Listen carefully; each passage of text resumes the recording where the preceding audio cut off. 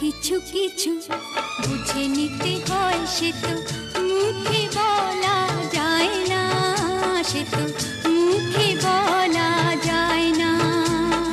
কথা কিছু কিছু বুঝে নিতে হয়, সে তো মুখে বলা যায় না, সে তো মুখে বলা যায় না।